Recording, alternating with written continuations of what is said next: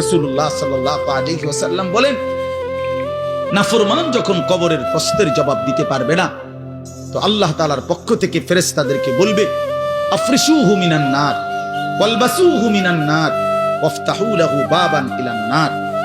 আমার বান্দার কবরের মধ্যে জাহান্নামের বিছানা বিছিয়ে দাও, জাহান্নামের পোশাক পরিয়ে দাও, জাহান্নাম বরাবর দরজা খুলে দাও।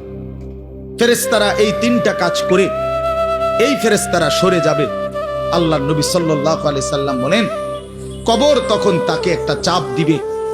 এই চাপে এই ব্যক্তি ডান পাশের মাটি বাম দিকে, বাম দিকের মাটি ডান দিকে, এইভাবে আইসা চাপ মারবে। আল্লাহ রসুল বলে, ডান পাশের হাড্ডি পাঁজরের এই সাটনার হাড্ডি ভাঙ্গা বাম দিকে ঢুকে যাবে, বাম দিকের গুলো ডান দিকে। উদাহরণ দিয়ে বুঝাইছে নবী, হাত্তা তাখতালিফা আদলাউহু, এভাবে দুই আঙ্গুল যেমন একটা আরেকটার মধ্যে ঢুকে যায়, হাড্ডি পাঁজরের গুলো এইভাবে একটা আরেকটার সাথে ঢুকে যায়।